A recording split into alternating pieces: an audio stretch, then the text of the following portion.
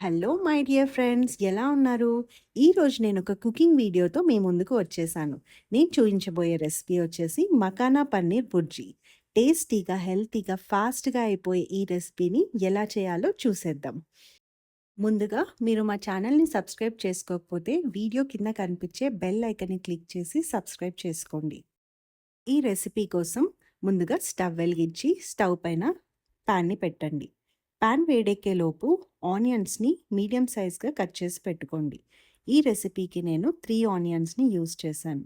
అలాగే 3 వెల్లుల్లి రెబ్బల్ని తీసుకొని ఫైన్‌గా చాప్ చేసి పెట్టుకోండి. వేడెక్కిన ప్యాన్‌లో ఒక క్యూబ్ బటర్‌ని వేయాలి. 2 టేబుల్ స్పూన్స్ ఆయిల్‌ని వేయండి. వేడెక్కిన ఆయిల్‌లో వెల్లుల్లి రెబ్బల్ని వేసి లైట్‌గా వేయించుకోవాలి. ఆ తర్వాత ముందుగా కట్ చేసి పెట్టుకున్న ఆనియన్స్‌ని వేయించి మగ్గించుకోవాలి. తర్వాత పచ్చిమిర్చి, కరివేపాకును కూడా వేయాలి. మూత పెట్టి దీన్ని కొద్దిగా మగ్గించుకోవాలి.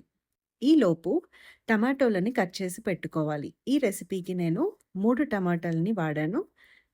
చిన్న పీసెస్‌గా కట్ చేసి పెట్టుకున్నాను. ఆనియన్స్ కొద్దిగా కలర్ మారాక అందులో అల్లం వెల్లుల్లి పేస్ట్, పసుపు వేసి కలుపుకోవాలి.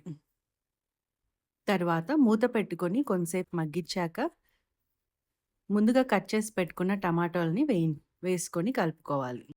టమాటోలు మగ్గడానికి కొద్దిగా టైం అయితే పడుతుందండి. టమాటోలు మెత్తగా అయ్యాక అందులో ఒక టేబుల్ స్పూన్ కారము, ఒక టేబుల్ స్పూన్ ఉప్పు, కొద్దిగా గరం మసాలా వేసి కలుపుకోవాలి. కారం కొద్దిగా వేగాక అందులో కొన్ని వాటర్ వేసుకొని మరికొద్దిసేపు ఉడికించుకోవాలి. ఈలోగా పన్నీర్‌ని ఇలా చేతితో నలిపేసి పెట్టుకోండి. నేను ఈ రెసిపీకి 200 గ్రామ్స్ పన్నీర్ యూజ్ చేస్తున్నాను. పన్నీర్‌తో పాటు ఒక బౌల్ ఆఫ్ మకానాని నేను తీసుకున్నాను. ఈ మకానాని ముందుగా నేను ఘీలో రోస్ట్ చేసి పెట్టుకున్నాను. మకానా వల్ల చాలా హెల్త్ బెనిఫిట్స్ ఉన్నాయండి. అందుకని దీన్ని కర్రీస్‌లో అప్పుడప్పుడు యాడ్ చేసుకోవడం మంచిది.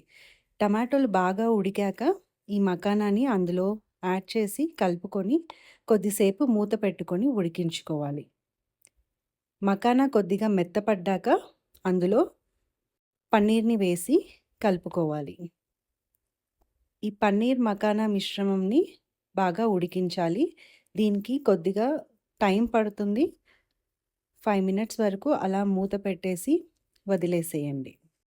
మధ్యలో కలుపుకుంటూ మంట సిమ్‌లో పెట్టుకుంటూ దీన్ని ఉడికించుకోవాలి. మిశ్రమం అంతా దగ్గర పడ్డాక మకానాని అలా స్పూన్‌తో ప్రెస్ చేసి చూస్తే సాఫ్ట్‌గా బ్రేక్ అయిపోతే అది ఉడికినట్టు. సో, ఈ విధంగా ఉడికాక ఫైనల్‌గా కొత్తిమీరతో గార్నిష్ చేసుకోండి.